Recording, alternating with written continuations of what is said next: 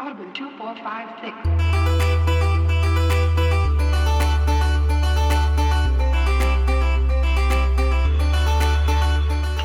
And welcome everybody to this week's edition of State of the Save.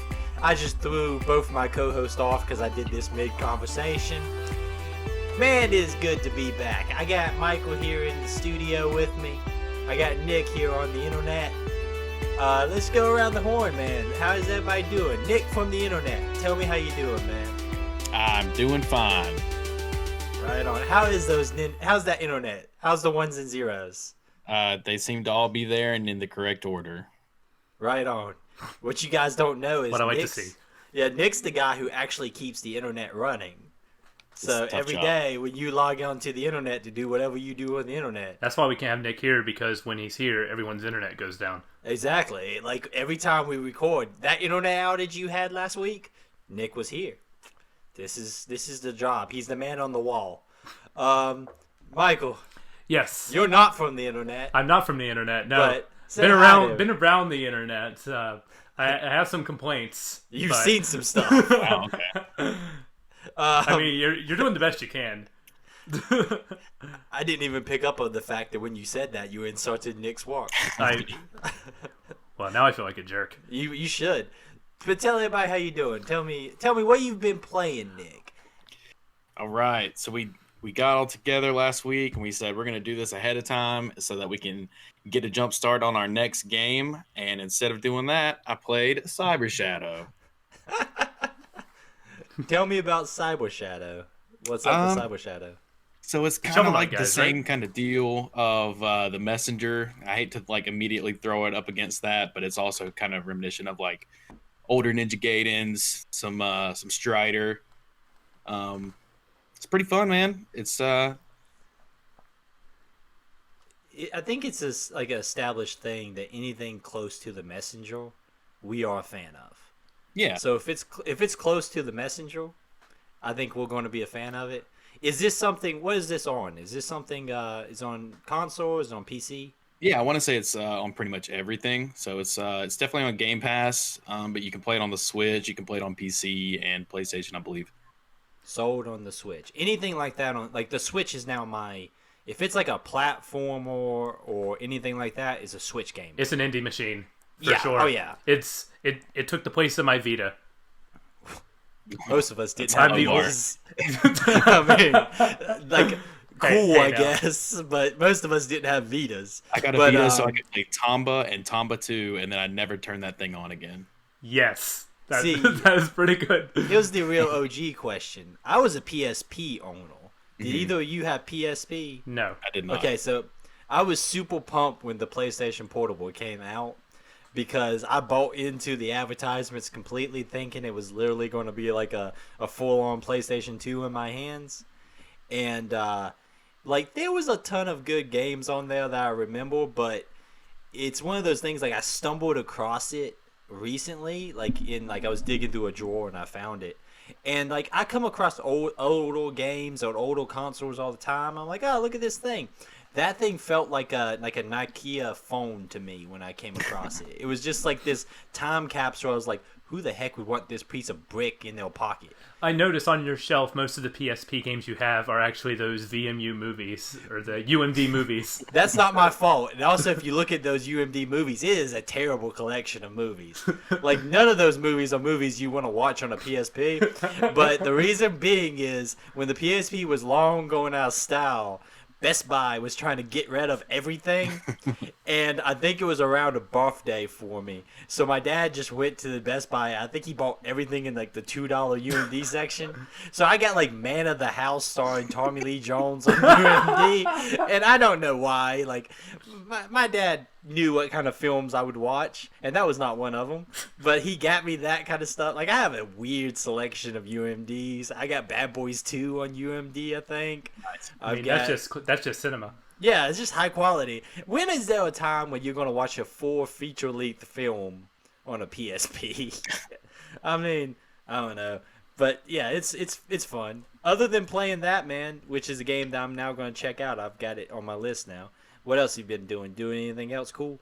Not a lot. There are a couple of early access games that I haven't gotten too deep into to really have an opinion on, but there is a new, basically Slay the Spire made by Magic the Gathering's Mark Rosewater, which is kind of a big deal. Again, I haven't played a ton of it, but it seems pretty interesting. But they do straight up just cop that Slay the Spire kind of feel to the game. Like there's strikes and defends in your starting deck. That's how close it is. What game is this? It's called Rogue Book. Oh, okay. Okay, real quick. Okay, because you're a Magic the Gathering guy. Mm-hmm. Is this using the Magic license, or is this just the same person? Yeah, so he's he's either a founder or designer. I can't remember which, but he's one of the OGs of like Magic the Gathering. It's not like licensed or anything, but it is the same dude. Is this the same guy who worked on Artifact, the Dota card game? Yeah, we don't talk about that. So basically, he did the Dota card game, and then he's like, let's go do Slay the Spire clones instead. He got his Valve paycheck, and he's better for it. Yeah, I'm sure. You know what? Good for him. Get paid. You know, every big like indie band does that one album on a major label just to get paid. Like, you know, everybody has the right to do that one, you know, sellout album or whatever. He made Magic the Gathering. I think he's already like at the pinnacle of money-making success. You'd think that, but coming from a comics fan, like, you'd be amazed how many people make stuff that you really love got screwed over due to like licensing. Like Jack Kirby, think of a character from Marvel Comics that's not Spider-Man or Captain America. Everybody else, Jack Kirby probably created that character, and he died pretty broke. Like, he did not get really any of the licenses. All that stuff was work for hire. So, yeah, every time people are like, he made that thing. Yeah, but there's a chance that a corporation might have screwed that guy over and he never got any of the rewards for the work he did. That is a fair point. They pulled a Rob Crane on him, the founder of McDonald's. Did you guys not watch that movie with Michael Keaton? The Founder is such a good movie. It's a good movie. Michael Solid movie. Also, I have to fact check myself. It's not the same dude who did Artifact, which is probably a boon. That was Richard Garfield, but gotcha. Okay. Magic shit. Okay. Nobody cares about it. Man, we have sat here and explained Warhammer stuff. We have explained more Metal Gear in our time. We're going to continue explaining Metal Gear from now into the end of this podcast. Some could say there's not enough podcasting hours in the day to explain Metal Gear, but I mean, it all boils down to this show. At the end of the day, is just up to our whims. So, you know, we'll sit here and talk about some Magic the Gathering for a little bit. I can tell you about the time Nick got to try. He tried to teach me how to play Magic, and it did not go well. Yeah. I think we got one hand in, and I just said, "Screw this! I ain't doing this no more." Michael. Yes. What you been playing? Actually, Michael. Yes. What happened in the world of video games? What happened in the world of video games? So, the listeners know my saga of trying to leave this generation behind and getting a PlayStation 5. They stayed with me through the GameStop story of waiting 3 hours, going in and out of the store just to be sold. Oh, we sold your system to another store. To countless Walmart.com checks, BestBuy.com. But last week, PlayStation Direct came through with a big load of digital consoles, and I got one, and I was at work at 4 a.m. because that's my life now, and I got a message from my card saying that, the full amount that they were charging you for, it had already shipped, was marked as suspicious activity and immediately denied. So I was on phones calling Sony support. I was calling everyone, and long story short, I won't go into it. My PlayStation arrived a few days ago, and I am having a wonderful time. Everything is good. My card has been charged the full amount. I am all set. I don't have to worry about my account being banned for a stolen console, which is what the Sony support said might happen. Was that, we'll just flag your console as stolen and you'll have to call in and fix it. I'm like, wait a minute. You guys ever see the movie Argo? Yes. No. Okay. In the movie Argo, there's a point in which they finally get on the plane, and they're about to escape, and then like a military jeep pulls near the plane, and there's that last minute second of, and then they drive away, and the plane takes off, and everything's safe, and they get out.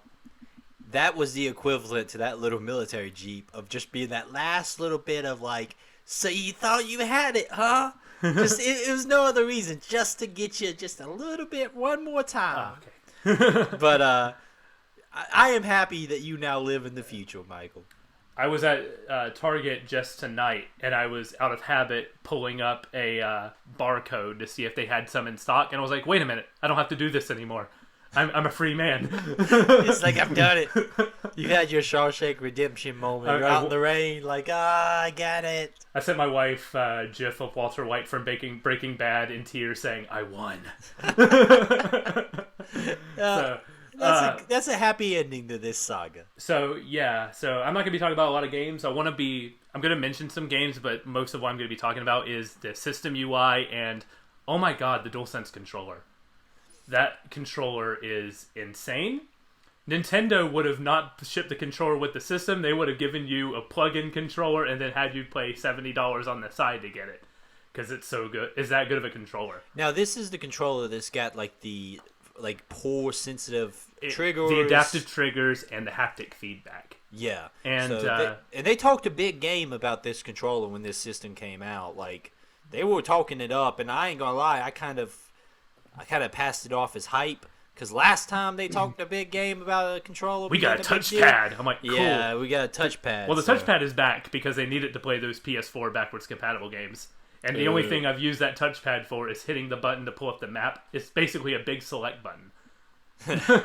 It's like what the bottom screen on Nintendo DS was for any game that wasn't made by Nintendo. Basically. Where it's like, here's just your map screen. Call it a day.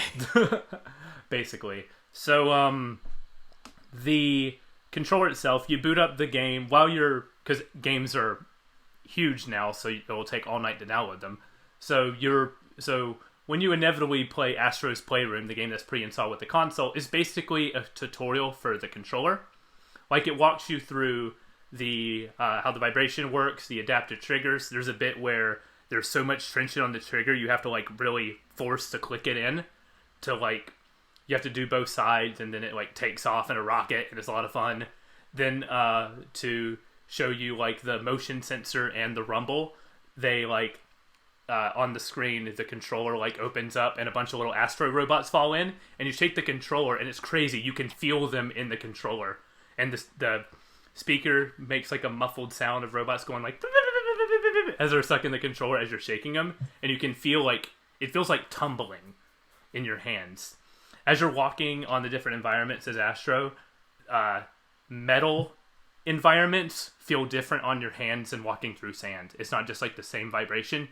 It has a different feel to it. And I don't know how they do it. It's black magic. It's insane. And I'm just walking in every environment, just feeling like the grain of the sand in my hands. And it's like, I don't know how they pull this off. This is some witchcraft or something. My God, I hope people use that in their design. Please, I hope this isn't just like a tech demo feature, because I'm loving it so much. Like, the concept, like the triggers interested me because, like, okay, so if you're playing like a Twitch online shooter, I don't really want the triggers to be like, I don't want to pull on those triggers because I'm trying to hit it as fast as I can. Apparently that's the problem with Black Ops Cold War on the PS5. They're like, we're going to have you click in the trigger every single time you fire the gun. Yeah, that's a bad idea, but you should be able to can you take it off? You can adjust the sensitivity on the system level. See, it should, like, for a game like that, like in single player, sure. I don't know. In multiplayer, no. Like, that's a different thing. Haven't been playing Call of Duty, so I don't know. I'm just going through what I hear and through osmosis and the Bombcast about how those triggers work. But think about a game like Spec Ops: The Line, where that's a game that, like, the concept of pulling a trigger at certain points in that game is a big deal. That should be it. Like, you have to like force yourself, or like when we played Metal Gear Solid 3, that killing the boss. Like, could have been like a big powerful like, are you sure? you have to like force your. It's like, not just a button click. It's like you're actually pulling the gun. It gives you like a sense of hesitation of the character. So it's not just like, because sometimes there is that weird disconnect. Like you talking about Metal Gear Solid 3, which we played on this show, and you can go back and listen to. Hint, hint, plug. But like when you do that final moment, you shoot the boss.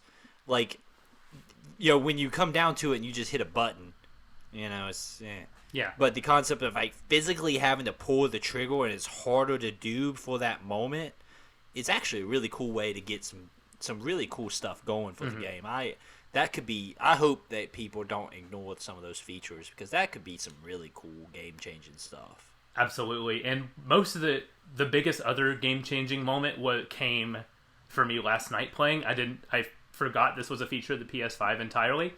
I had just booted up the system, and if you select a game, you can like see some achievements you have left on the game. And there's a bit like, hey, you have one more Fisk hideout to clear out before you unlock this achievement. It says hit square to play. I was thinking, oh, this will boot up the game. I hit square on that button. It says this will take about 10 minutes to unlock this achievement or this trophy. I'm a PlayStation guy now. I have to say trophy. Yeah. So I hit square. Not only does it load up the game, not only does it put me outside right next to the side mission, it does it in literally 5 seconds. Woo. In 5 seconds, I'm standing right next to it. Boots up the game, puts me right next to the side quest, and says, "All right, here you are. Go crazy. You're right there." I'm like, I didn't do anything for like a second because my mind was blown. I was like, that was the next gen moment for me. Going, oh my god, this is next gen. This is insanity. There's a chance, and I might come to your house and play with this thing, because there's a chance that I might be jumping ship. I was all hardcore getting the next Xbox, just because I really am traditionally an Xbox guy. But between the very high quality Sony exclusives of last generation, and then just kind of how much this next new system it's got stuff like that is big game changers for me as a guy who just wants a hardcore. Like, I don't use my system for a ton of other stuff. I just want a really good video game system. Yeah. Some of that stuff, man, is really hard to pass up. And plus, like I said, those exclusives last generation. And they hand a lot of those exclusives to you with a PlayStation Plus membership. I don't know how long it'll last, but it was like, hey, I signed up for PlayStation Plus right before I got the system just to grab January's free games as well, like Maneater. I want to play as a shark and hunt people. That sounds kind of fun. But right when I boot up the system, it's like, hey, we have a lot of the big games from last generation free with PlayStation Plus. You want Uncharted 4? You want God of War? You want Days Gone? You want Resident Evil 7? I'm like, what? Yeah. Add this to my library, please. One of those things is not like the other. Yeah, there's some things is not the it's same. Like, they also gave me Monster Hunter World, and I was like, is there a cross progression? No, there's not cross progression. I got very upset knowing that my character can't carry over, but a part of me is like, ooh, it runs at 4K 60. Mike was just going to restart Monster Hunter. Has it got this brand new system, is just going to restart a game he's already played. Yeah, when we get to our next game, that's probably exactly that's exactly what's going to happen, let me tell you. But one more, the only other games I've been playing besides Astro and Spider-Man, I started Persona 5 Royal. Persona 4 Golden was one of my games of the generation. Persona 5 Royal, any game that starts with a casino heist, I'm all in. Like, let's go. That's all I'm going to say on the subject. I'm only 3.5 hours in, so I'm at the very beginning of this game. I still got another 97 hours to go. That's not exaggeration. Look up how long to beat, and it's 100 hours for the main story. Oh, Jesus Christ. But it starts with a casino heist, so I'm like, all right, let's go. I'm sold. You got me. I also, it has a ball of music. You put some music in the Discord. I did. I was like, listen to this battle theme, guys. Yeah, it's a ball of something. By the way, the game I took a shot at with one of these things is not like the other is Days Gone. Oh. Those other games seem like high quality video games. Oh, Days I thought you were Gone talking Resident Evil 7 because it wasn't a PlayStation exclusive. No, I was talking about Days Gone. I was just taking a shot at Days Gone. They added 60 frames per second patch to that game. I don't think that's the so problem I'm like, with that game. I don't know. I literally can't even conjure what that game is in my brain. It's the biker zombie game with the World War Z zombies. Yeah. Which is actually a pretty decent video game. That World War Z game is actually pretty decent. Resident Evil 7 is on my hard drive right now. I'm gonna probably play that this week because Resident Evil 8 is Doesn't Village out. look great? Village looks great. And I'm gonna leave the I know conversations. you're one of those people. I'm one of those people, but we're gonna leave the Discord conversations on the Discord. But we vampire lady. We are not that explicit here on this show. But actually, just with all memes aside, that game looks freaking amazing. And I'm a big Resident Evil guy, but I did not play 7 because 7, believe it or not, seemed too scary to me. And 7, something about the 7 aesthetic scared me more in the trailers and the gameplay that I saw than any other Resident Evil game ever has. So I think I'm gonna have to tough it out because Village looks really freaking cool, and it's pretty much like a sequel to 7. You got Chris Redfield to back you up, so you know you're gonna be kind of safe with Chris Redfield at your side. Chris Redfield's only been in one good Resident Evil game. The first one, right? The first one, because then he's responsible for 5. Isn't he in Code Veronica, or am I completely and Zero? He's in 0. He might be in Code Veronica too, but he's in the not so great 5, and then he is in the worst part of 6, which is a game that has many things wrong with it, and the Chris Redfield stuff is probably one of the worst ones. But we'll have a Resident Evil game on here eventually to talk about this stuff, because then I'm gonna spend a lot of time. Real quickly, before we get to No More Heroes, I've just been doing a lot of dad gaming again. We finished Donut County. That was the game that brought the whole family together here at the Eric household. Everybody ended up on the couch. It was a really fun bonding moment. And we were going through the games past trying to find our next me and my daughter game. And I'm trying to push her towards all these really cool games. No. What we're going to do now is build a zoo. Yay! We're building a zoo. Zoo Tycoon. Zoo Tycoon. So, next show, I will tell you how my zoo's coming along. But I'm looking very much forward to playing some Zoo Tycoon with my daughter. So you're Matt Damon, basically. Yes. We've purchased a zoo at the price of Xbox Gold Game Pass Ultimate Edition. But so, other than dad gaming, I've not been doing much video gaming. I hope to have some more coming up. I did mess around with Katana Zero a little bit more. That game is unique, but once again, I don't quite know if I've played enough of it. Maybe I feel like I played a lot of it, but still don't have my head completely wrapped around exactly what that is. Is it fun? Is it fun to play? Because I've been thinking about trying that out. Yes. It is fun to play. Like, when I say my head's not wrapped around it, like, gameplay-wise, it's very fun. I feel like it's going somewhere in the story that it's trying to tell. But it seems like it's one of those games that kind of buries the lead, and I don't want to make a value judgment on it until I actually get to the point that I've reached the ending and can tell you, until I see enough of it to justify my feelings on it. If that makes any sense at all. Yeah. So, like, I'm fiddling with it, but because it buries the lead and that's intentional, I don't want to jump the gun and say this is good or bad until I get to the point that I actually see its cards. I kind of get Mark of the Ninja vibes from the screenshots of that game. Is that accurate, or is it just because it's a 2D game with some stealthy elements? Is why I'm thinking that. It's sort of. I wouldn't say. Gotcha. Necessarily Mark of the Ninja. I didn't know if that was a fair comparison or not. It's I encourage everyone to play it. It's got a really cool aesthetic, and the big thing is between missions you go to the psychiatrist, and there seems to be a situation where you can maybe modify how the story plays out. The big thing that hinges very big for me.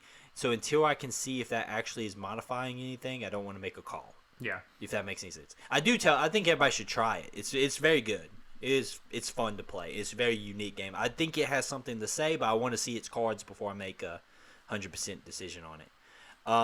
But yeah, other than that, there is a video game that we've all been playing, and we all two of us sort of finished. I feel like I've been played more than the game. We got itself. played. Yeah, the game played us at the end. Me and Michael. Nick was the only one smart enough to be like, I ain't falling for this. But No More Heroes Part 2. This was, I guess, the last 5, in Nick's case 6. No, bosses. 5, because there was the fake out for the 5th boss fight. Yeah, 5, because there was a fake out. So 5 for Nick, 4 for us. And then the game, I guess you can consider a boss because it screwed me and Michael.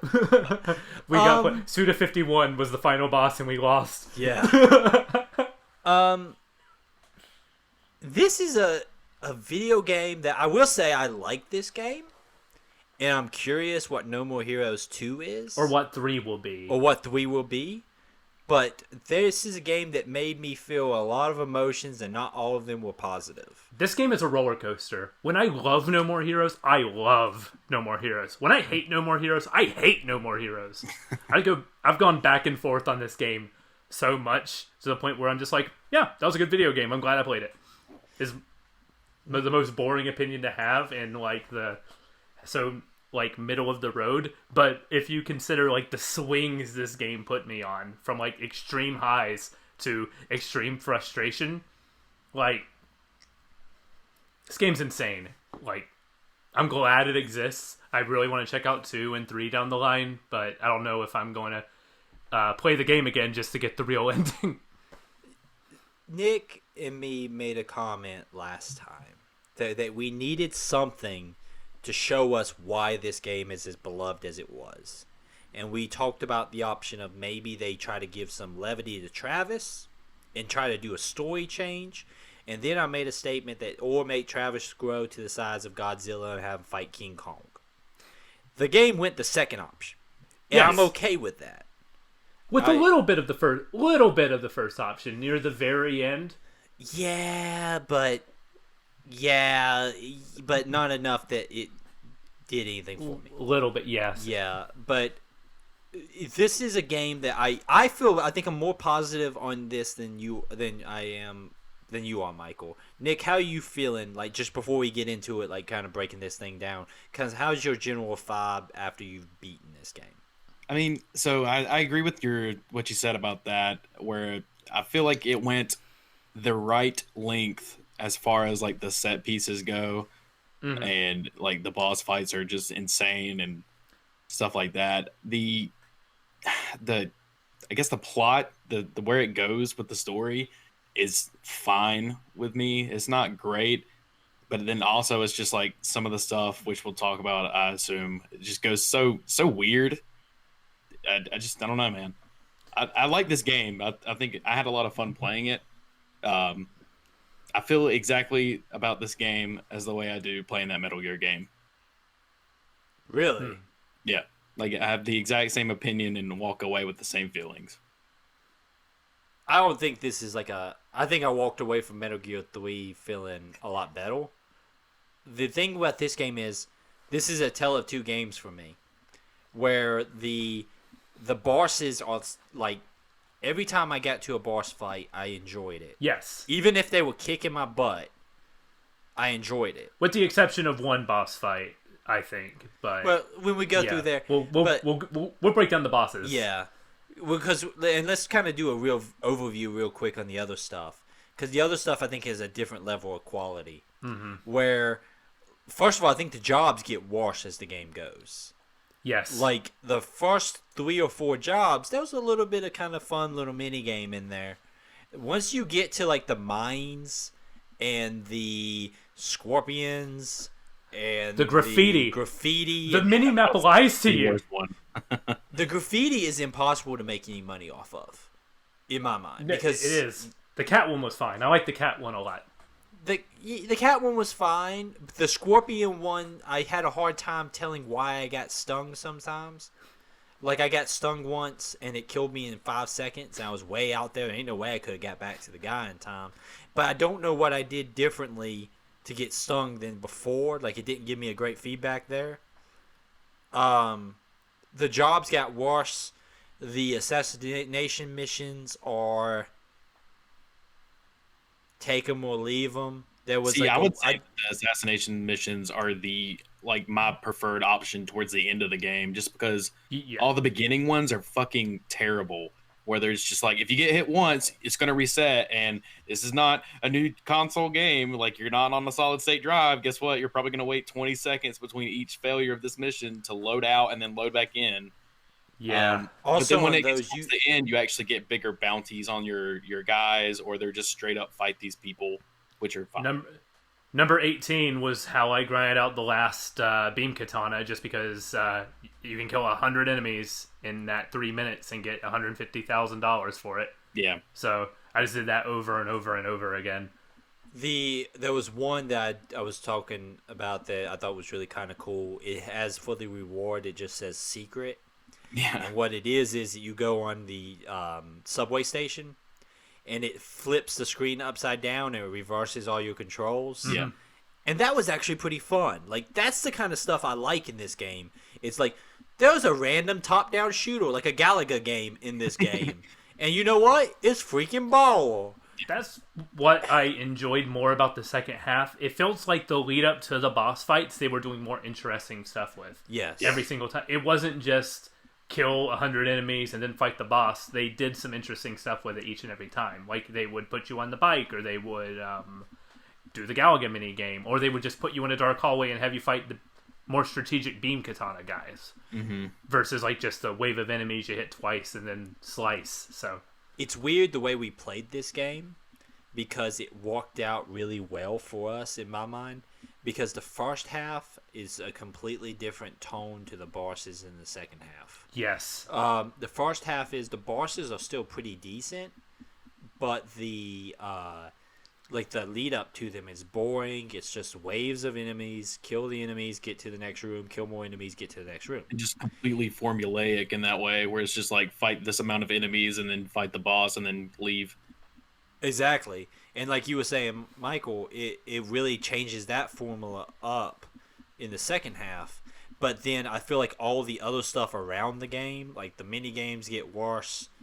And the assassination missions, I don't think there was enough really interesting ones to make me feel like a 100% turnaround on that. Like, there's some cool ones here and there, but I wish there was less assassination missions and more variation in the assassination missions.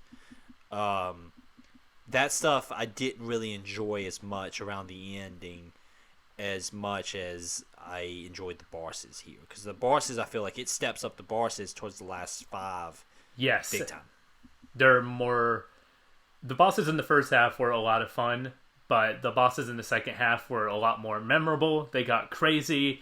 The fake out was probably the hardest I laughed at a video game in a long time, because that was so good. We'll break that down once we get to all the bosses, but that was probably my favorite moment in this.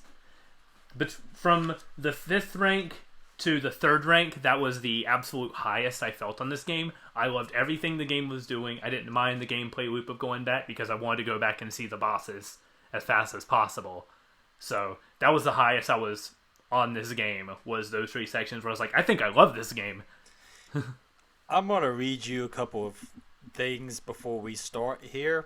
These are live notes that I was taking. I went to the gym for the first time in the second half to get some stat upgrades. Y'all failed to tell me that when you walk into the gym, the first thing the guy tells you to do is strip naked and bend over. I appreciate the fact that y'all thought that was normal enough just not to bring it up. I mean, how else are you supposed to train? The funny thing, I said right here. So, get naked, as you do at the gym. I was playing this game on the Switch. I was lying in bed beside my wife, who was sleeping, and I got to the bench press mini game, in which I struggled to hit the button fast enough because it's the Switch. So naturally, I felt the need to stick the system on top of the bed and just hit it that way with my index finger, which woke my wife up because she did not know what I was doing that was making the bed vibrate that quickly with my right hand. Oh no! Yeah, that was a fun one to explain at like 11:30 at night. No, I'm not doing that. I'm hitting this here button trying to make this guy bench press. After I got told to take my clothes off in the gym. Naturally. And yeah, so just a couple of notes there before we get started about the gym segment that y'all failed to mention last time, because just throwing this out there, guys. That's not how you. Y'all should have said something to me. Should I call a lawyer? Yeah, probably. Okay. Probably. You don't get naked at the gym and let people teach you things. I'll represent myself. You can do that. My favorite YouTube video of all time is that lawyer trying to a guy telling a judge that he's going to represent himself, and the judge like desperately trying to talk him out of it. And him going like, you don't know how this is going to go for me, and the judge just looking at him was like, yeah, I think I do actually. I'm probably going to find you guilty. Yeah. So those notes aside, the important information. Let's just kind of do a talk through here of the bosses. Can I just say one thing? Yeah. This first bit has the best beefhead video call where they ask for coffee and MILF. That one made me chuckle. My favorite thing is as those calls get going and they go farther into the game, they get more tired of it too. So I feel like even the jokes get a little bit less. I got more into it the more they did. At first I was like, oh, this is just like such an easy gag, and then as it went on, I found it more funny. It might be Stockholm Syndrome that I found this game's humor hilarious by the end of this game versus the first half, but it just something about this just works. Okay, yes. It probably is a little bit of Stockholm Syndrome, but is also, I did the same thing. First boss of the second half, I believe, is the guy who you go and you fight in the, isn't it the fake out boss? Yeah, this is, what is his name? Let's Shake. Yeah. Which was which immediately I was like, this is a wonderful name for an assassin.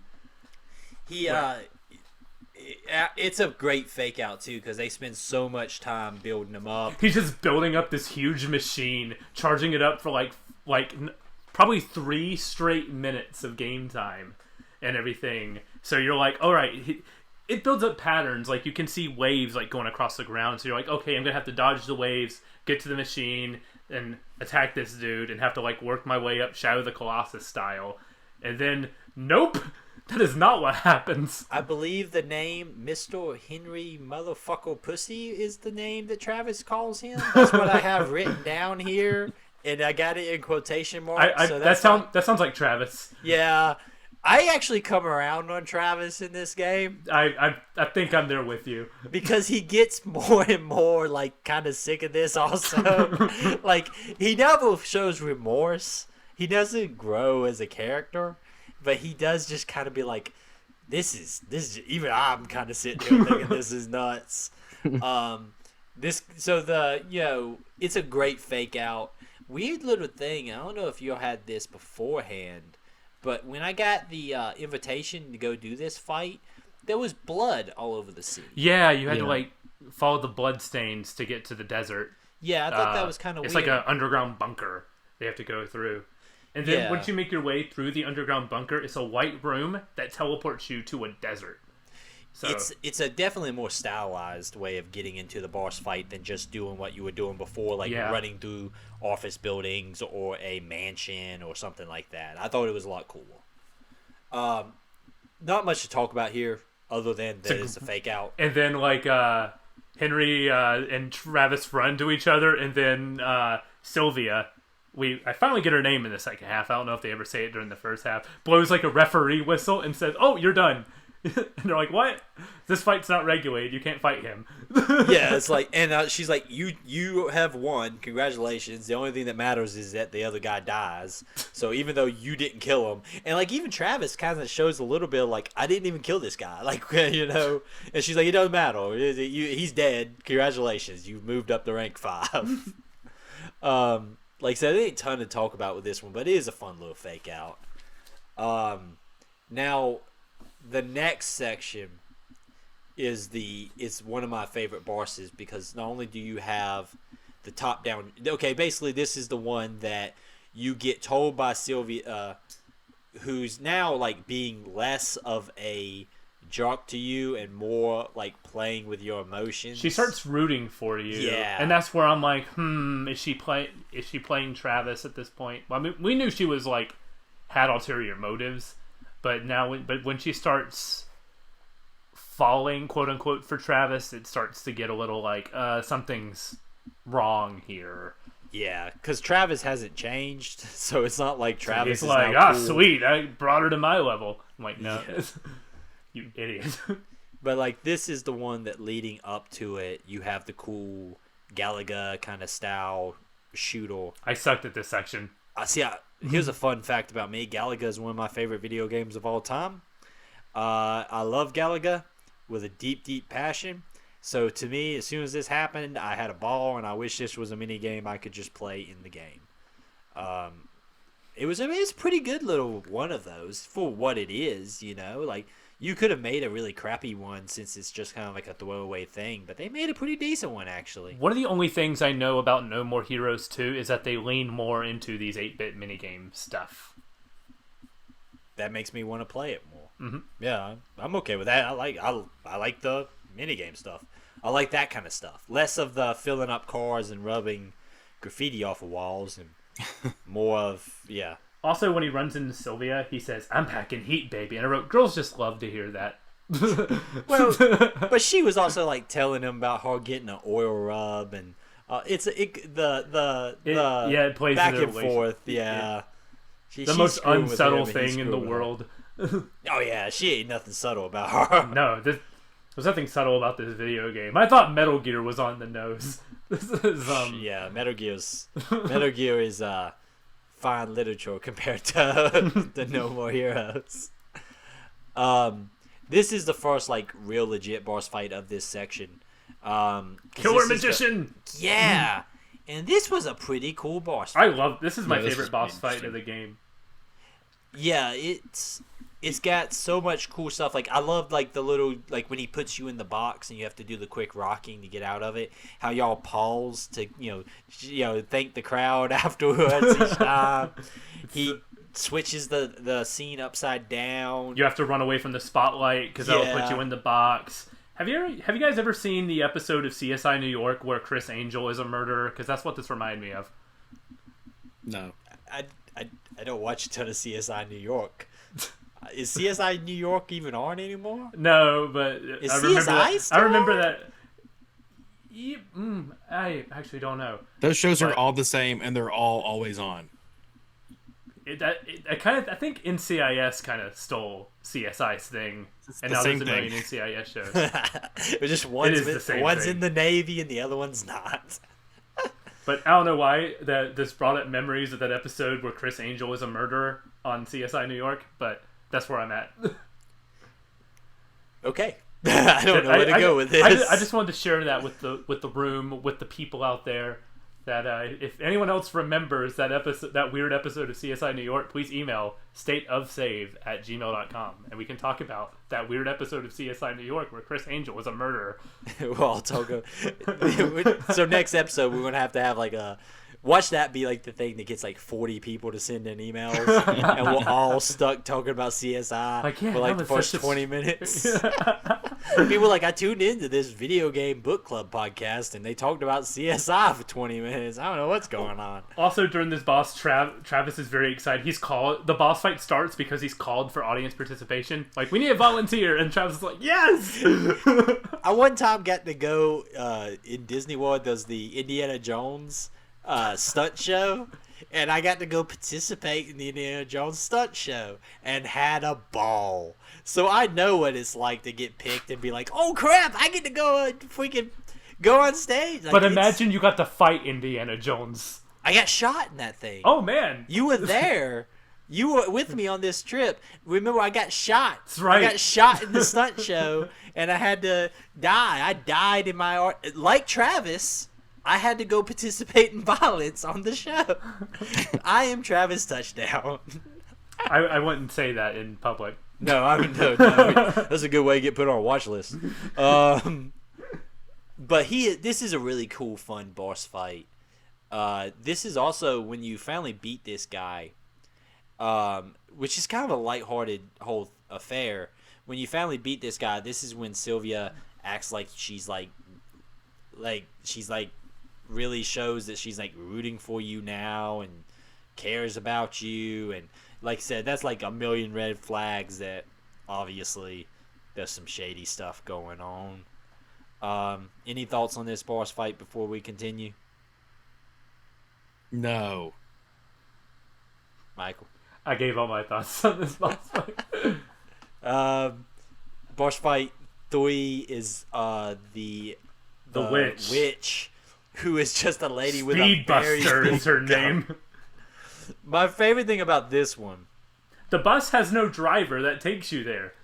There's no driver on that bus. yes, but I will tell you, I really enjoyed the fights on the bus because something about the way this, it becomes like almost like a 2D environment. I really enjoyed fighting on that bus and hacking people up, and I feel like every single one of the bosses in this section has something memorable. Really, they all do, because the first boss that's the fake out has the hallway where the shadow guy you can't catch. The second boss has the little mini game top-down shooter. This one has the bus ride. The next one has you running over the guys in the baseball field with the motorcycle. Which the motorcycle. And then the last bit is the Final Fantasy VII-esque. We're going to ride down this infinite highway as guys come up to you that you need to knock out. So I wish they would have done that for the first 5 bosses. It would have maybe made those a little bit more interesting. I understand that you need to establish like a pattern so you can break it for the second half of this game, but yeah, I wish they had maybe broken this up like 1 or 2 bosses sooner. Yeah. This lady is interesting because she kills your master, which is the guy who's wanting you to strip naked at the gym. So that might have been a good thing. Is it? Because he's back after that. It is the guy. That's a There's different no guy. reason why he's back at the gym, but it is him. what?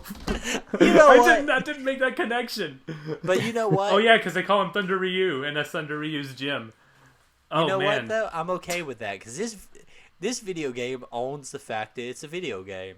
So the only solution, like in most video games, you would ask, how is he back in the gym after he got annihilated by this lady's huge gun? Also, your cat shows up at this boss. Jean is the cat's name. I wrote down here. There's a note right here that says, "Oh crap, the cat got out." Because when he leaves the house, he doesn't shut the door behind him, and the cat gets out. So just randomly, the cat shows up. So the cat got all the way there. Good job on that cat. And Speedbuster is a old lady with a shopping cart that shoots frickin' laser beams out of it down this path. And my notes for this whole section with the master and everything, I wrote, "What is happening? What just happened? I love this." Was 3 consistent notes in a row during this whole bit. This was the highest point I was with this game. She also is the least damage spongy boss in this entire game because it's all about just getting to her. Yeah. Like, you don't fight her, you just got to get to her. Dodge the beams. Yeah, and it's actually pretty fun the way it works. You have to fight some guys as you go up, but it's all about running up and getting to cover before. And there's some times that you can't just do the crisscross pattern. There's some times where you have to just dead rush straight up at her and try to cut down at the last second. This is a fun boss, man. I enjoyed it. My notes here is she kills Travis's master, who is the guy at the gym still trying to get into my pants. So that's my note there that I realized who that was. It's a fine boss. You kill her. She gives you a weird monologue before you kill her. Yeah. Cool. It's fine. Yeah, cool. Yeah. Now we're getting into the final stretch with these last 2. And these last 2 bosses... Now, Nick has 3, because Nick got the true ending. And when we get to there, Nick, that's all on you, man. I want you to tell me what's going on. All right. But I did watch that ending, but we'll get to it. yeah. But it's not the same thing as we're honest with the listeners. We'll tell them when we got screwed over by the video game and wasn't able to finish to get the battle ending. I do want to say something about the scorpions. job. Is it the metaphor he gives about scorpions? Yeah, I have it written down here. So first of all the game never explains why you're a third-rate man and why everyone else is first-rate man, and why first-rate God will go give job to third-rate man. Like, I have to play No More Heroes 2 just to see if that improves, because if all of a sudden the dialogue starts making sense, I know it's a translation problem. I don't want it to make sense. I liked it the way it is. Okay, you like it the way it is, huh, Michael? Yeah, well, kind of. Well, allow me to read this. This bit notwithstanding. Scorpions are like women. A man is only a man after he has conquered a woman. And then he just proceeds to talk about how a woman has many of her honey, I think at one point he says, where she can strike a man down with her honey. And like he goes on and he goes on and he goes on, and I don't know what to say about any of this. So Michael, explain to me once again how you like the dialogue in this here video game. Women are like scorpions, Jack. Oh my god. Once again, listeners, that's from the Metal Gear episode, the saga, 4-part saga of Metal Gear Solid 3. We'll never do a 4-parter again. It broke us and it broke the listeners. The feedback we got was, please don't make this 4 parts. Yeah, it kind of was. And we gave that feedback. We understood. When people told us, like, hey, no more 4-parters, we're like, agreed. We don't want to do no more 4-parters either. But there was no other choice with that video game. The second to the final boss for me is the Badgar boss. This is once again the one that you mentioned with the baseball field fight. This is when Sylvia is supposedly kidnapped. Or she's not kidnapped. She sends a pigeon to tell you your information and don't come look for me. So you had your like big romantic moment with her 2 fights ago, and then she was all cheering for you, and now she's ghosting you. I would say that all of this is going to make sense in a little bit, but nah. It actually does make sense. We'll get to it. It makes sense. It does make sense. Remember, we didn't get the real ending. I watched the real ending. It all comes together in the end. Okay. I'll tell you why I didn't watch the real ending, because, man, we'll get there. Badgar boss fight is legitimately a pretty good boss, except it has one of those moments where you will always fail at least once with it. It's so annoying. This is actually my first death in the entire video game. So I hadn't died until that moment where she does the fake feint. And if you get close to her, she kills you instantly. Beginner's trap. Well, it's the equivalent of walk through this door. It's the Dark Souls chest that eats you, where you're going to fall for it at least once to teach you. And the problem is it doesn't teach you, because the first time she does it, I hit her. Because naturally it's a video game. If a boss goes into like a down state, what do? You smack him. And I smacked her, and then I got the cutscene that kills me. But then it didn't tell me that you can't be close to her. So the second time she does it, I got close. I did not hit her. I didn't fall for that again. I did not hit her. I did not. Okay, we're going to start like... The Gimps are all named Mark. What? What? Did you not see The Room? Yeah, that was... Yeah, I was adding on to his reference. Oh, hi, Mark. Hi, oh, hi, Mark. Mark. Oh, hi. For bonus content, we should do a watch-along of The Room. No. Yes. We're going to start clipping stuff of this show for TikTok. Please do not clip I did not hit all as my clip. Yeah, I'm just going to throw that down there, Michael. Please do not put that as my clip. Gotcha. And as always, I have to ask, do you want me to edit this bit out when we're talking about not doing stuff? And as always, I tell you... Leave it in. Leave it in. It all stays in. Man, we don't edit nothing. Says Michael, who's I do a lot of the cleanup. But I got close to her just to wait, because I'm like, okay, as soon as she gets up, I'm gonna get her, and it's proximity based. So it triggers it even if you're just standing near her. So it got me again, which really, really frustrated me. Other than that really kind of crappy tactic, I thought this is probably one of the better boss fights in this entire game. I felt the opposite. I thought this was my one of the worst second boss least fights. favorite. Really? Yeah. There's so much waiting around between her doing stuff. For example, you lay 2 hits on her, then she runs up and starts like hitting the dudes at you with the baseball bat, and you can't hit her during that. And it's random and it's iframes, so it's just like you just wait until it stops being random anymore. It's just like, I'm gonna do this 10 times. Sometimes you dodge her and you can hit her. Sometimes you dodge her and you can't. Right. This was frustrating. I didn't have any issues with that. I think it's because all my frustration was near the freak out part that gets you, that you're going to fall. I mean, I'm assuming everybody fell for that, right? Yeah. Yeah. I mean, because it's going to. There's no way not to. There's no indicator. Like, she doesn't, like, light up, or there's no, like, charge meter next to her or anything. It just, like... Yeah. Even if that was, like... once and run away every time she gets close to the ground. Even if that was, like a quick time event, then that you could get out of it. Or, like, if it took a little bit of damage off you, or, like... So you know, oh, don't do that. I'm okay with it even being like a big damage thing. Where instant kill moves are not fun. They're not. There's no point of putting an instant kill move as your boss.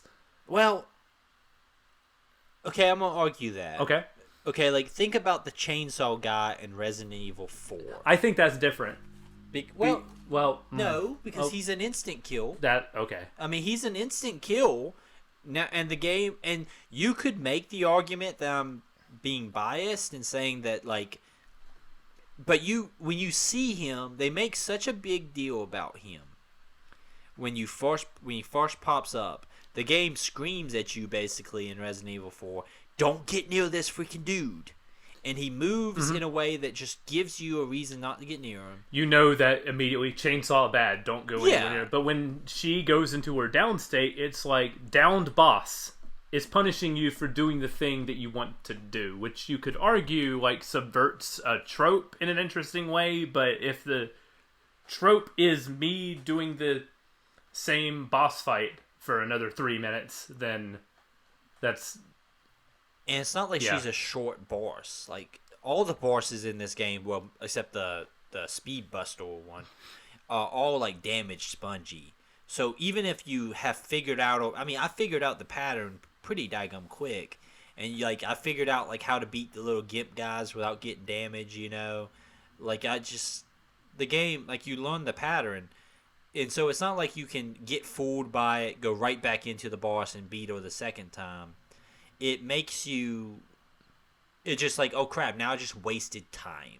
Yeah, I mean, so it wouldn't be as egregious to me if it wasn't just more time that you're sitting there waiting for an ability to attack. But, like, she does that, and that's, like, not a short animation because she's trying to trick you.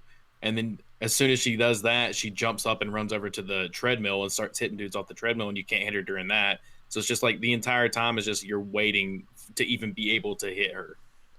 There's a really good video by Ego Raptor who's breaking down, like, the combat of Ocarina of Time, and I love the combat of Ocarina of Time, but he argues that there's so much waiting in that game that it creates the illusion of difficulty. You think the boss is hard because you're sitting around waiting to attack so much that it takes a long time, and that creates the illusion of it took a long time, it must be difficult. When really you're just waiting for your moment to hit and trying not to get hit during that time. I made a comment when we were talking about this game last time that I love bosses in video games. Love bosses in video games. But I think that's why I'm a little bit less harsh on this stuff, because I just love the feel of getting to a boss and having, like, an epic fight with him, you know? Nothing you say here is wrong. Like, this is not an extremely well balanced boss. It's not but the thing with it is all of her moves except that one are so telegraphed, and, like, the patterns so clear that it just boils down to exploiting the pattern at that point. Yeah. And I think that's why I enjoyed it. Is it as clever as, like, the Magician? or is it as challenging as the last boss or the second to the last boss? No, but I don't know. Something about this one just felt good. It felt. I enjoyed this boss, and I think that if it wasn't for that one fake out kind of bullcrap tactic, I would have enjoyed it even more. I don't know. What do you know? I don't really care about the aesthetic of this boss. Is this the same company that made Lollipop Chainsaw? Let me check.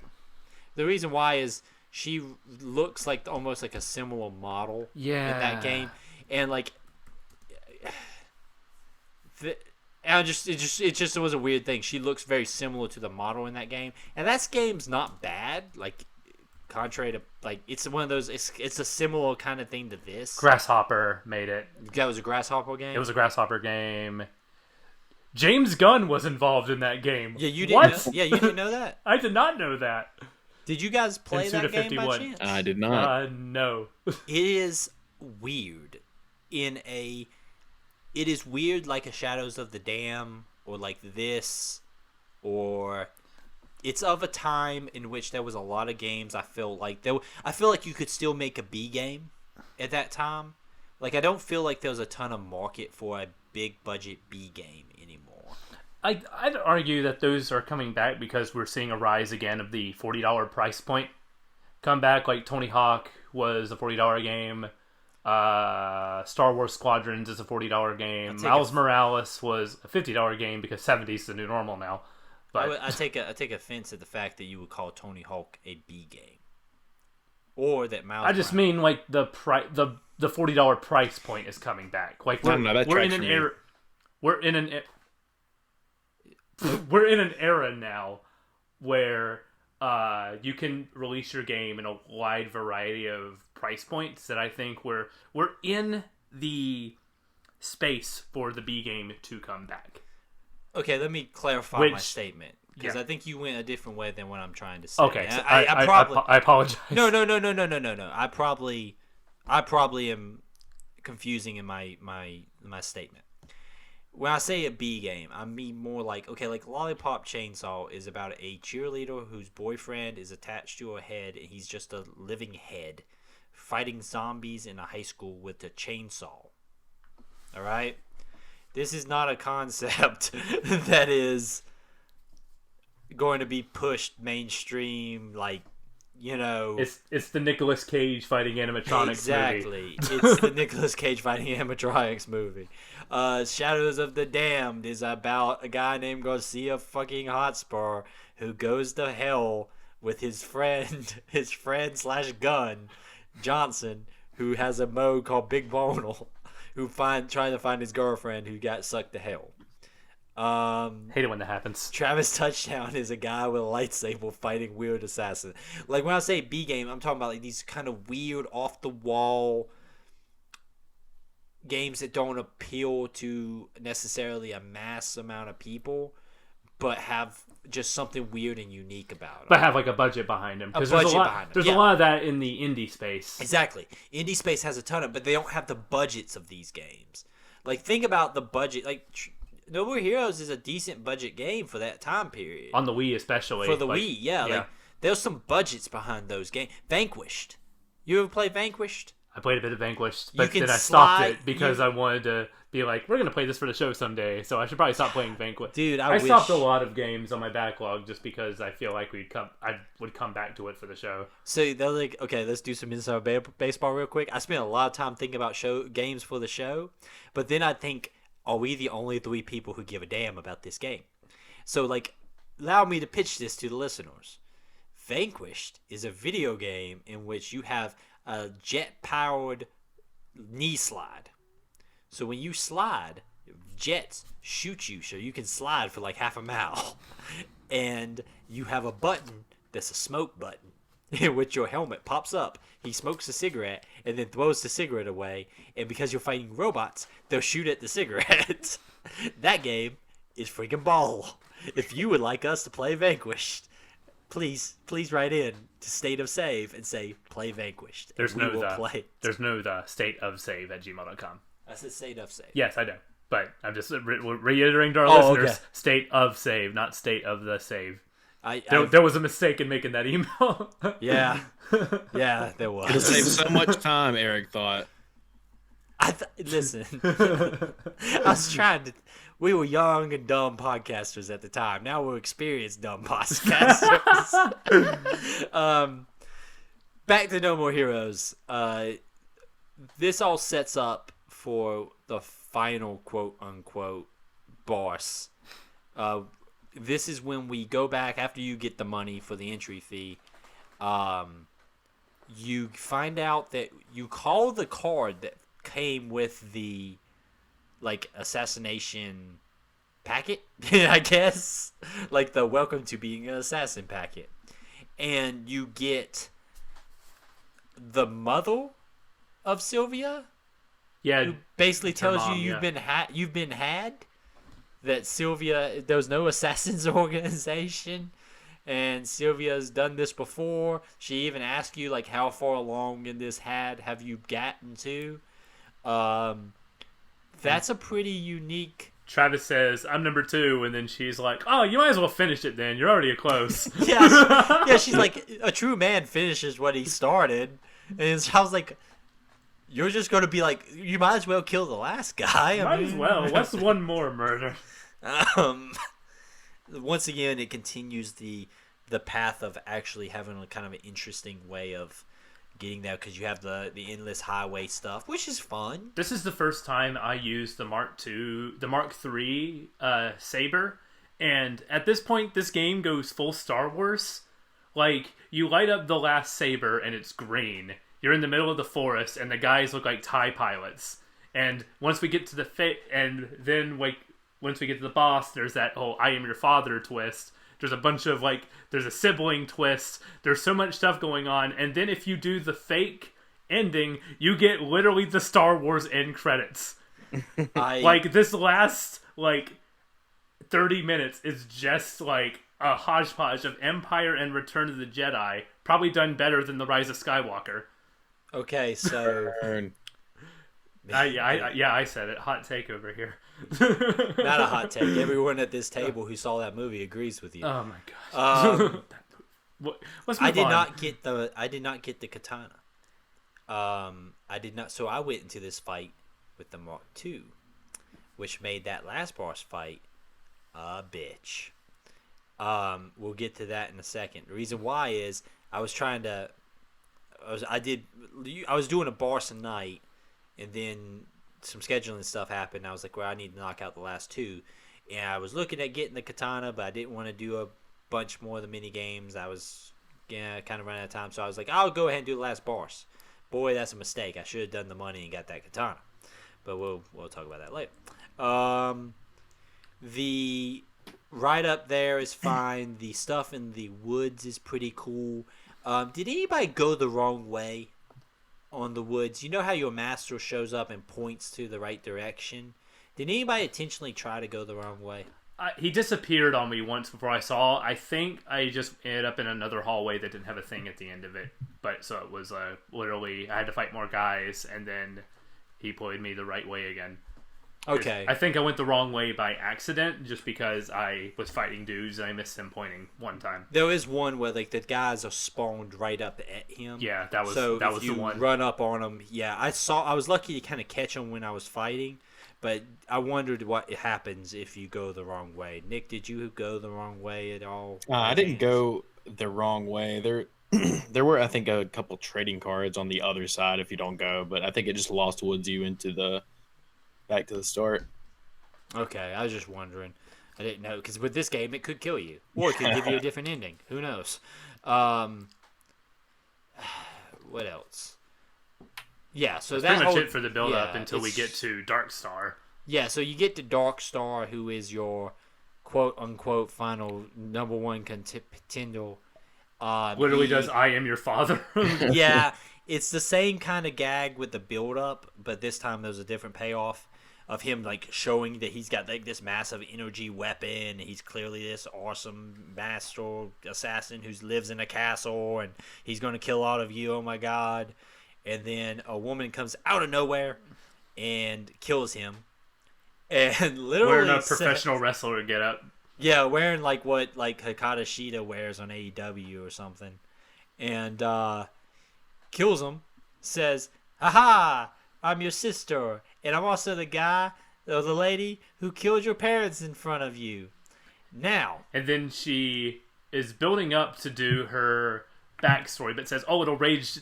She literally says it'll raise the age rating of the game up higher. So they fast forward through it, and as Travis reacting to this, everything like, and then Travis is like has a look on his face of like the whole time. Do you want to know something that's fascinating? You can. There's actually speech there, and if you can watch a YouTube video that slows it down, so you can get the whole backstory. Yeah, you just go to YouTube, and people have slowed it down, and it'll tell you the whole backstory and tell you what actually happened. I'm assuming you did that, Michael. Did you do that, Nick? I pretty much caught the highlights, which were all very sad and disturbing. Yeah. Yeah. Well, it's out of left field, but then there's like talk where she's like references a manga, and she's like, that's blah blah blah manga. It's like that, so it's not even like it's not 100% dark. Like there is some levity thrown in there, but I think it is kind of fun, and I do encourage you if you like. It's not because of jokes like that. It's not like 100% dark, but it is. It's a. It also doesn't. It's a story of her having a lot of bad stuff happen. It doesn't play the tragedy itself for laughs. It explain. It's the explanation of the tragedy is played for laughs, which I think is worse. It's not making fun of the haha. I lived a tragic, a tragic backstory. It's like, isn't it funny that it's making fun of? I'm giving my tragic backstory at the very last boss fight of this game to give some weight to the situation. Exactly. That's the joke. It's not the fact that horrible things happen to her. That's not the joke. That's why I'll sit here and tell people like it's worth looking up and seeing what she says, because because this game struggles occasionally. As I read that whole Scorpion bit, it struggles a little bit with some topics, but this one it doesn't make fun of the tragedy at all. She makes jokes about stuff in the dialogue where she'll say like, have you ever read the Japanese manga blah blah blah? It's just like that. So it's like she's making jokes, but then when she's talking about the tragedy and the horrible things that happened to her, it's not making any jokes or anything about that. So it handles it better than I think you would hold like what normal heroes would do. Yeah, I agree with that. But yeah, so it's worth. If you have interest, look it up. It's actually not that bad. But then comes a boss fight that kicked my freaking butt. I started playing this. I was playing it last night about 10 o'clock. I played this boss fight about 3 or 4 times. Kept getting killed. I put the thing to bed very frustrated around 11:30. Took my Switch with me to work because I'm that dedicated of a human being, and was able to beat it on lunch today. I'm going to be very clear in this following statement because my boss man listens to this show sometimes. I beat this on lunch, all right? I was not doing this on work hours. I was on my personal lunch break when I did this. But it's a fun boss. It didn't feel like it was cheap. I enjoyed this final boss a lot. Once you get the strategy, it becomes fair. Yes. When you discover, you need to do charge attacks, and you need to like circle her as she's like doing her build-up punch combo, and then land that charge attack. Then you can knock out a huge portion of her health meter. It's not about landing combos; it's about landing that one big hit and then dodging. And it's also about trying not to dodge right or left. Trying to dodge back. Yes. So if you get really accustomed to striking her with that big, heavy combo, which sometimes will stun her long enough to hit her a couple of times, but it's getting accustomed to hitting her with the big charge attack, doing the backwards dodge, and then surviving her moves, because you can't brute force her. She dodges everything, and even if you hit the little quick time event that involves you like trying to force like she kicks the sable and you're trying to push it back away from you. If you stun her, she will counter any of your your suplexes. Yeah, I want to say there's no wrestling in this at all. Yeah, you try to suplex her, she'll counter it. And you try to brute force her, she'll dodge everything. Also, the game does a smart thing that it doesn't give you a full charge battery, and it doesn't give you a full pizza health. Mm-hmm. So it only gives you like a single slice health upgrade and a single like charge thing. So like this you have to take her slow and be deliberate with her to beat her. You can't in my mind you can't brute force her. Now that might also be like I'll say this, I only had that second level katana. Yeah, so that doesn't really do much as far as like breaking that same like sequence. Like you still have to do the charge. I will say that the charge on the katana is faster. The animation is faster because I played through a lot of the game with the second one, and I felt like that one was slower than the first, but more powerful. This one is just like faster, but also the same kind of power, in my opinion. That sounds about right. Yeah. Yeah. I've said my piece because I really do enjoy this boss, even though it kicked my butt. Michael, how's this boss go for you? I know you said you beat him in the first try. First try. It was wow. literally my health was at I made up for the fact that I died on Bad Girl like 4 times. So this one was my retribution, and I got to the even with that health bonus, I was like at the very end of my health. It was like if I don't hit her one more time, I'm dead. Yeah. And I finally got that last big hit, and that felt so satisfying. This was a good boss fight. I really like this one. Also, real quick, Nick, before I go to you, when you do hit her, it shuts a cutscene of her punching you. And it freaked me out because I thought that I had hit one of those instant death things. Because the bad girl thing told me that the game would do that. So I freaked out being like, oh my god, I hit the instant death and it just killed me. And it doesn't, obviously. But I had a mini heart attack because I have been working my butt off to beat her. Nick, how do you feel about this boss? I'm assuming you didn't beat her first try either. Oh, no, I definitely died a few times. I had a similar experience that Michael had, except for I didn't get that lucky last hit in. She definitely destroyed me. This boss was fine. Like, I didn't necessarily enjoy it, but I didn't hate it.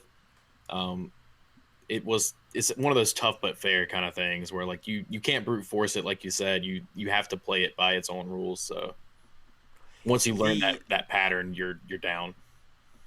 The one thing I will say is that when you get to the part where you're at the third phase of the boss, the arena is so small. I had some weird camera stuff. Oh, yeah. So if I tried to keep locked on to her because she moves so fast, there was times where I feel like she outmoves your camera lock on, and it would throw my camera weird. And I got hit a couple of times because my camera went wonky. And when she's in that third phase, she can do that like charge punch 3 times. Yeah. So she will wipe your health bar out if she catches you with all 3 of those. And sometimes she'll almost like juggle you, kind of. Like she'll hit you, knock you down, and then by the time you get out of the animation of getting back up again, she'll charge hit you again. So like I got juggled a few times to death on that last phase, and that was kind of frustrating because at that point I'm like, I can't break animation to get out of this, and she doesn't break animation when you hit her. Yeah. So like when you hit her, it doesn't break animation. It just straight up, she powers through your break. So that was the one thing that kind of was a frustrating point. But when you do finally beat her, way back in the boss number 3 was Shinobu, who is the daughter of your master. She comes out of nowhere. I don't think she's the daughter of your master. She's the daughter of she's the daughter of a guy you watched on. He had like Taibo training videos. Yeah. Oh, okay. I was a little confused by that because she acted like her dad was dead, and then he was in the gym trying to take my pants off. No, that was not the same guy. I don't think we ever see him. Is he the guy with the luchador masks? It's possible, but I don't think so. I don't know. If I think she was just misunderstood in that encounter when she thought that you killed her dad. Okay. Travis has too many people who trained him, so I get confused on who exactly he's talking about. But she comes out of nowhere, hacks off her arm, and Travis finishes the job, basically. And it's a little bit of a, like... It's kind of like a bittersweet thing for Travis. Like, Travis doesn't... He doesn't... Like I said, there is some character growth to him. Like, he's not like, hell yeah, I'm freaking number one, woo! Like, he does kind of feel like, oh, crap, man, I've stepped on some people to get here. Mm-hmm. And this is when the game, it's the final boss, and this is when the game, after you are given your rank number one, your top assassin in the ward, the game sends you to the bathroom sequence. So you can save in the motel. Game. In the motel, back home, quote unquote. You save the game, and then it brings up an option that says, see intro, see fake ending, I believe what it was. It's return to Santa Destroy, see ending, and then underneath is see real ending. Which real ending is blocked out. Not for me, it wasn't. Because you had the katana. I had the katana. Yeah. I didn't have the katana yet. Right. We'll walk through what happened with us. Yeah. So I was like, well, okay. And now let's go back to, I'm on lunch now. So like I've got maybe like 15 minutes to go. I said, well, I'll check out the ending. And then I will go home and check out the real ending. And do what I got to do the real ending before the show. So I clicked the ending. I watched the guy kick the door in. There's no rest for you. You're number one. Everybody's coming to get you. And then the game's like, Travis like, And then it cuts to the Star Wars sequence. And I was like, that was kind of funny. Yeah. Good for y'all. And then the game says, save the game. And I did. And then it took me back to the start game. And I clicked, oh, crap, I probably need to do some jobs. I would do some jobs real quick. I got a little bit of time. And get that katana and do the final ending. And then it says, pick difficulty. And I went, this is a problem. And then I went into the Discord and I said, hey, how you get that ending? And then I realized Michael was like, oh no, I got screwed at the end. So, Michael, is that kind of a similar thing that happened to you? So I did view real ending. Then I saw the lead up to the real final boss. I played it a bit, realized that like, oh man, this final boss is tough. I'm going to see if there's any more like upgrade pieces I can get for this last katana to make it easier. So I went back, and then I was like, oh, let's watch the fake ending just to see what that is. Had a good chuckle, then saved my game, and now I'm locked out of the real ending. So, we take pride in this here show of always beating the games. And I think we beat the game, we just didn't beat the epilogue. When it comes to the official rules of howlongtobeat.com, it says if you roll credits, you beat the game. So we technically beat the game. We technically didn't. We technically beat the game. But luckily, one of our hosts was a true assassin. That's true. And he did not fall for the video game's tricks. And he beat the final boss. Nick. Yes. Tell us the saga of the real ending to No More Heroes. All right, so you get back, you're chilling in your hotel room, you go to the bathroom, and the same thing pretty much plays out where dude like slices the door open. He's like, I'm gonna kill you, you're number one. But then after that, Henry slices him in half, and he's like, yo, finish up in the bathroom so we can fight in the parking lot. Yep. So okay. I got to this part. Yep. So you fight Henry in the parking lot, and this is the worst fight in the game, where it's just like every attack that you do does literally 0 damage, and it's almost another thing where you have to like suplex him a lot to get his health bar actually down. But it's a long fight, and then the whole thing is in true No More Heroes fashion, the end game info dump, where it's like, here's why you've been playing this whole time, and it tells you all the story, which is basically that Henry is your brother, your twin brother, so another sibling plot twist, and Sylvia is his wife. So, whoa, yes. yeah. And I she's watched just got this like ending, a and it was like notorious penchant for starting elaborate cons, which explains why it is total bullshit that you have to pay for the fights, and it's because you're just paying Sylvia. And then you have your nice freeze frame at the end of the fight because you don't actually kill Henry either. And then the credits roll, and then Sylvia is looking at a picture with, or Jean is looking at a picture, and Sylvia is Jean's mom. I think. Wow. Yeah. That seems to be the implication. Or they have a kid also named Jean. Because Jean is also a name of a cat. Which I thought is weird. So why do you name the cat Jean? Right? But literally the last picture frame when I was watching this on YouTube is an homage to Rocky 3. Like, they literally charge each other. Yeah. And it's literally a sepia, filter freeze frame as it slowly pans out with, big, trumpet music playing Rocky 3 style. So I got a kick out of that. It's pretty good. Okay, so let's pause for a second, because if you listen to the slowed down version of the conversation there, it states that Travis's sister is not the same mother. Right. Is his half sister. It's his half sister. So that kind of plays a little bit into your theory. Yeah. No. So Jean kills Travis's parents for real, and Sylvia is Jean's mom. Yeah, okay. I don't know how the age stuff works out in that, but we're just going to ride with it. This game doesn't make any sense, so I'm just like, all right, whatever. Okay, I mean, no, that's a decent ending, though, and that clearly sets up what No More Heroes 2 can be. You know, Travis has motivation going forward.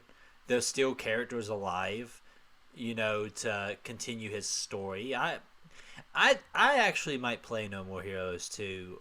I like this game.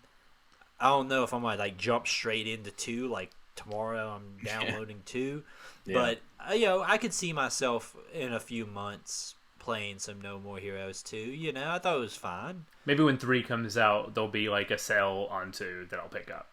Yeah, because I think what is it on Switch right now? $20, $30. $20 for. Yeah, we grabbed this on sale, I think, when it was $17. Yeah, it was $17 when we all bought it. But, yeah, I mean, I'm going to say this. I'm a lot higher on this game, this show, than I was last show. I'm the same way. Yeah. I'm glad we played this. This was really fun, and this is a game I don't think I ever would have got around to playing if not for your suggestion, Nick, to do it for the show. I really, really enjoyed this. I would suggest No More Heroes to a certain kind of person. Yeah. This is not a game I would give to everybody. No. But if you like Bayonetta, I would say play No More Heroes. I feel like they're the same. If you like absurd, hack and slash video games, and you like Bayonetta, you'll probably like No More Heroes as well. If you like media that's a lot more just cool for the sake of being cool, we don't need justifications just to do cool stuff. It's one of those things where it's like, hey man, why are you asking so much questions here? Why are you asking why we're fighting a woman with a gigantic shopping cart that becomes a gigantic gun? It's because it's cool. That's why. I really, if you're somebody who has a little bit of tolerance for that kind of absurdity, No More Heroes is a really solid pickup. I think it's a good game. I do. I really enjoyed this game. I ended up liking it. And you know what? Travis' touchdown at the end of it is not as obnoxious as he is in the first part of the game, where I was like, I don't know how I feel about this guy. Yeah. Towards same. the end, he does does he have a big groundbreaking moment and changes forever? No. But he does change enough that he becomes kind of likable. He becomes a little bit less than just a character draw and be a little bit more well-rounded at the end of the game. So. This is a game without any sympathetic characters going on, so you can at that point in the second half you can kind of because there is sympathetic characters in the first half. You got the guy who just wants to spend time with his daughter. Then you got Shinobu, whose dad was killed. But then when you get to the second half, when you get higher up the chain, these bosses just get crazier and crazier to the point where Travis starts to fit in with them, which I think is why it works. Yeah, like, Travis isn't the most psycho in the room. Like, the first 5, you could say Travis is the craziest person in the room. And, like, you get to the last 5, he's not even close. Some of these people are so daggum off their rocker that Travis is, like, the sane voice of reason in the room being like, anybody else seeing this? Y'all seeing this? Yeah. All in all, No More Heroes gets a thumbs up for State of the Save. Any final thoughts before we progress and talk about our next game? No. That's a good. I was waiting for that bit. That's a good bit. That's anytime I ask questions, I just get no. Solid bit. All right. So, our next game, I'm very, very excited. Drum roll. Michael's over here doing the fist pump. Everybody's pumped up. We are playing. Michael, tell the audience. Sleeping Dogs. Sleeping Dogs. One of the most criminally underrated open world games in my mind. Definitely came out at a time that I feel like if you were listening to the right people, there was people like talking about this game and telling people it was a good game, but it was not something that ever caught on big enough that it was getting like any form of like mainstream coverage consistently. Like if you were listening to the right people, if you were listening to the quote unquote quality video game media people, the Patrick Klepeks of the world. Yeah, the Patrick Klepeks of the world. I want to say like Dan Reichel was really big on this thing. There was a lot of people, and like the Giant Bomb crew were big on it. Danny O'Dryer, dude from No Clip, I think talked about it at the time. There was some people high on this game, but it was not like it wasn't hitting your game spots and stuff like that at the time.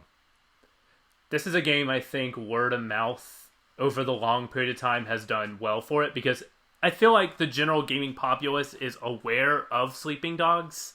It's just how many people have actually played Sleeping Dogs is, I think, the kicker. Yeah. Michael? Yes? Give us some information about this game. Oh boy, Sleeping there's Dogs. a lot of information about the backstory of this here video game. Alright. So, Sleeping Dogs is an open-world crime drama set entirely in Hong Kong.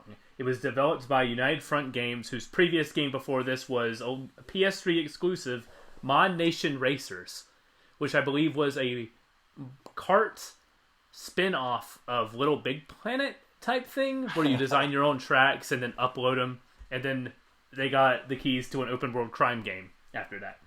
A logical jump between kart racer, open world crime game. So this game started development in 2007 under Activision as a game called Black Lotus. And Black Lotus was an open world crime game with a... I swear I did research on this game last week where I found that Black Lotus was going to be a female protagonist by Lucy Liu. And then I tried to look it up this time, and I couldn't find that information this time, so I don't know if that was like a lucid dream. Because Lucy Liu is in Sleeping Dogs. So I don't know. Maybe it was just... You do have like a weird work schedule. Are you sure that this wasn't like a 4 a.m. hallucination? It may have been. I will say this, though. Black Lotus is a cooler name than Sleeping Dogs. It really is. They should have kept the name. We'll get to why this game isn't... Anyway, So Activision wanted to shift development and attach it to an existing IP. So after 2 years of development, Activision told the studio to rework the game into the True Crime franchise. And True Crime was around the time of the PS2 era. It was kind of an answer to Grand Theft Auto, because Grand Theft Auto and those type of games were like the big games on the PS2 and the Xbox. So they were like, let's make a twist on it where you play as an undercover cop in an open world crime game. And True Crime actually had some legs behind it. Like I remember G4 talking about some True Crime and like it being on the X-Play and stuff like that. Like they were like doing previews for it and stuff. I think it was a cover of Game Informer at one point. So it had some He had some legs behind it. So then Black Lotus was reworked and became True Crime Hong Kong, which for a dormant franchise like True Crime, it got some positive buzz going around like E3 around that time. But then in early 2011, the game was canceled. Executive producer Steven van der Mescht, I hope I said that right, said the game was completely playable from start to finish. They still had some work to do, side quests, and a lot of the open world stuff, but the overall story could be completed from beginning to end. Activision canceled it because of the increasing competition from open world video games. Like, Red Dead Redemption came out the year before, and there was the looming cloud known as Grand Theft Auto 5 that was going to come out 2 years from this time. People were saying it was going to come out like in late 2012, so this was a year before. So, of course, when, Sleeping Dogs was nearing completion, it was Activision saw this as like the writing on the wall that game would not be able to compete with Grand Theft Auto 5 at all. I'm gonna make a weird statement. Just like it seems odd that a year ahead of time is, because let's say that it takes like 6 more months. You're still beating Grand Theft Auto to market 6 months ahead of time. You'd think that you would still want to get that thing out. But it was because it was in between Red Dead Redemption and Grand Theft Auto 5. There's a 3-year window in between those two. But for the industry, they didn't know when Grand Theft Auto 5 was going to release. That was just a looming threat over open world games, supposedly. And Activision was like, we don't want anything to do with this. We don't want to take a loss on this open world video game. We're making that Call of Duty money that will never go away. Yep. And that Guitar Hero money. Destiny was 2 years away at this point. I really like Guitar Hero. Yeah, right. I appreciate the fact that here we are trying to promote our new game for the show, and you're just like, I want to play some Guitar Hero. I'm just this, man. Like, Guitar Hero went away when we all needed it. Oh, yeah. It came back as Guitar Hero Live. Have you guys ever played that? That game's actually pretty fun. I think the servers are offline now, but for a while it was just, they would have like a Spotify like random mix up every like week or so. So it's like, hey, you want to play The Offspring? You can play The Offspring, and then next week it was gone and there was a new batch of songs. See, I don't know how I feel about that, because then I'm like, I don't want to not know what I'm going to get to play each week. I guess that's true, but I want to, if I'm going to play The Offspring. It was the early days. I want to play The Offspring. It was the early days as the games as a service model where they didn't know what to do with it. They didn't know how to do it. Go ahead, continue. So United Front had to let go of 120 staff, and then 2 months later, Square Enix acquired the rights to the game, but they did not want the True Crime license. They did not pay for the True Crime license, they just wanted the game. So the game was renamed Sleeping Dogs. And Square Enix London saw massive potential with the game. They hired 60 staff. It's unclear if they were 60 of the 120 staff or if this was new staff. I couldn't find reliable information that told me either way. But staff was hired to complete the game, and it was released late in 2012 to positive reviews. And sales were over, it passed the 1 million mark. But Square Enix, they deemed the game as a failure in the same conference phone call where they said Tomb Raider 2013 was a financial failure, even though that game got 2 sequels after it. And then Hitman Absolution was supposedly a financial failure. That's a weird time. I was going to ask you how close it was to the Tomb Raider relaunch, because there was Square Enix to me was always a very Japanese publisher that did Japanese games. And so when Tomb Raider came out and a lot of these Western games came out, Square it felt like they were really making a cool push. And I remember when that phone call came out, I thought oh man, they're going to kill all of these franchises. But yeah, Tomb Raider got 2 more sequels after that, and those were not small games, those were big budget sequels. Hitman got a revamp, but then it was also deemed a financial failure, so they gave it to Warner Brothers, and then IO went independent. And then IO kept making really good Hitman games. Those Hitman games are amazing. I love them so much. Yeah, those are good. Yeah, those are good games. So the art designers spent a week in Hong Kong to get a feel for the environment. They took 20,000 photos total of the area, and ex-Triad members were interviewed during the trip. This game features predominantly an Asian cast, along with Hollywood names such as Emma Stone and Lucy Liu. Anybody else that we would recognize? I know Lucy Liu. Those are the 2 big actors. Everyone else is they took some local Los Angeles Asian talent, but also took some from when they were in Hong Kong. They recorded.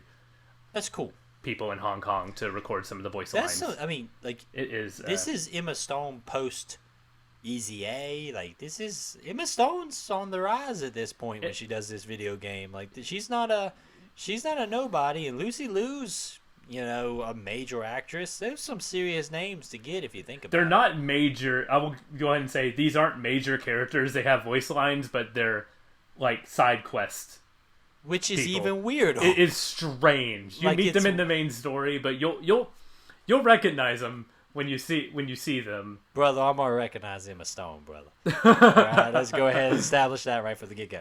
But like, it's weirder even that like they wouldn't be the main, like a side character. Well, I'm saying like supposedly, again, I don't know if I read this in a lucid dream or not, but I think Lucy Liu was going to be the protagonist of Black Lotus. Can we just also really say Black Lotus is a Black really Lotus good name? is such a freaking cool name. Like I really hate that they didn't get to keep that name. I'm sure that might be like a licensing thing when it got switched over from Activision or something like that. Maybe Activision owns the IP for Black Lotus. Like or they something. probably copyrighted it, or you know, it was already owned by them.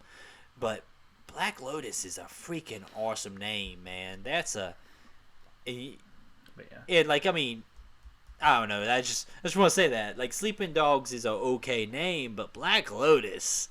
This was also around the time. I think this was announced at the same E3 that Watch Dogs was announced. So there was a whole thing about there's Watch Dogs and then there's Sleeping Dogs. So that didn't do this game any favors considering Watch Dogs. Remember the Watch Dogs hype going out of that E3? Going like, oh man, this is next gen. I'm gonna say this, that I never got caught up in the Watch Dogs stuff. I was getting burned out by the Ubisoft style of open world games already, and I'm still burned out by that kind of stuff. Like, because I really liked like the first couple. I played all the way up to like 3 of Assassin's Creed. Which was one before the best one, Black Flag. Yeah, I didn't play Black Flag. They switched up that Ubisoft formula in some interesting ways in that game. Yeah, I didn't play Black Flag, but I heard it's really good. We'll correct that wrong someday. One of these days. But I was already kind of sick of that style of open world. And so when Watch Dogs came out and I was told that it was kind of similar, I never fell into that. And none of those Watch Dog games have ever interested me. Like I see the trailers, I see the hype, and nothing clicks there for me. So have either of you guys played Sleeping Dogs? Like any of it? Yeah, I've played Sleeping Dogs. I played a little bit, but I don't remember how far I got into the game, so this will almost be like brand new to me. Gotcha. I did not play it at all. This is my 4th time playing this game. Okay. I rented it on the PS3. Then it was a Games with Gold on Xbox, and I'm like, sure, I'll play this game for a little bit. Ended up being the game again in like a weekend. Then it was a free game with Xbox One, so I was like, all right, I'll play Sleeping Dogs again, beat the game again. And so now, instead of re-upping my membership for Xbox One Gold, it was on sale on PS4 for $4. I just bought the game for $4, so now I'm going to play it on a different console. I'm going to say this. I never want to hear you ever complain to me about buying Resident Evil 4 on every single console. I never complained. I have like 2 copies of Resident Evil 4. I had like 6 copies of Resident Evil 4. And that's I got my Switch, and that was the second game I bought on the Switch. I bought Mass Effect 2 like 3 times, and I'm going to buy it again when that Legendary Edition comes out. I looked at that trailer today. Right? That trailer. Oh, man. Am I the only person that doesn't want to play Mass Effect again? Yes. Yes, you're the only one. I want to play Mass Effect again. You can't make me play Mass Effect again. After Andromeda, I want real Mass Effect. Give me good Mass Effect again. Nick, think about Mass Effect 1, but not like Mass Effect 1, but like Mass Effect 2. Think about... I don't want to do this again. Man, dude. I ain't no saving. Me and you will just do an episode on Mass Effect and talk about how great that is. I love those first 3 games. It's a good game. That, though. Just don't want to play it again. Is it like? Okay, I have to ask. I feel like we're Is off it- in the weeds a little bit. Yeah, we live in the weeds. We live You in know the what? weeds. No, we ain't gonna go. This episode's running long as it is. So, fourth time for Michael playing. First time for me playing. Nick's got a little bit of experience, but not a ton. I need to talk about the cutoff point. That's why. You were building up to that. I'm Yeah, sorry. I was getting there, but Whoops. okay. Okay. Let's just go ahead. Go ahead, man. I had a segue and everything. All right, I guess you can tell. no. What do was the segue. segue? I want to hear it now. I want to hear it I now. don't want you anymore. I don't want you anymore. Well, He's not Nick as wants to hear confident in it. So now I hurt Nick's feelings. No, I What want to about know my if feelings? it was good or bad. I wanted to be like, speaking of Mass Effect, like if that was the segue. Let me said that my segues are never good. I've never had a listener write in and be like, Eric, I just want you to know your segues bring me so much joy. It's always like, and he made a segue. Let's get to hear what Michael has to say about the game. No, okay. Tell us what our cutoff point is. So we're playing this game in 3 parts. There is 30 missions, so we're going to play 10 missions a session. So The stat screen, whenever you hit the pause menu, will tell you what mission you're on. It's literally just like at the top of the list. It says main missions complete, 10 out of 30. So you'll know where you are. you need to finish mission 10. Let's make that yes. very clear. Same thing as normal. Finish mission 10, watch all the cutscenes and all that stuff before, and then you'll be caught up. And this being an open world game, this kind of also leaves some breathing room for us to do some side missions, go and get some upgrades and everything. All the side missions worth doing in this video game. Yeah, they give you, being an undercover cop, you do have some options to do some cop missions and triad missions, which flesh out some skill trees that give you additional upgrades. So they're worth doing for that regard.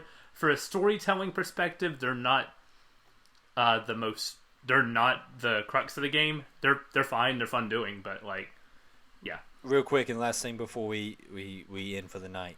Is there any particular story missions that like you need to do?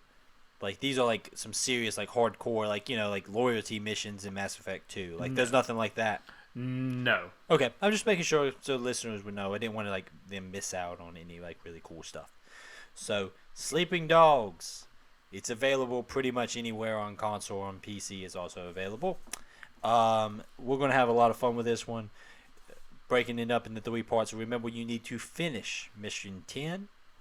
As always, you can check us out at Twitter at State of the Save. We are on TikTok at State of the Save. That's just a weird thing for us to have. That's why I made it. And then, I'm all for it. Like I said, this show is all about our whims. And then, as always, our email is stateofsave. Please, tell your friends, tell your mom, 5-star reviews on iTunes, all that fun stuff that helps us get out there in front of more people. We're crossing a milestone really soon. It's going to be exciting. Thank you guys for listening. We've been doing some short episodes. This was a good long one, so everybody have a great one out there. Say goodbye, Nick. Goodbye, Nick. See you.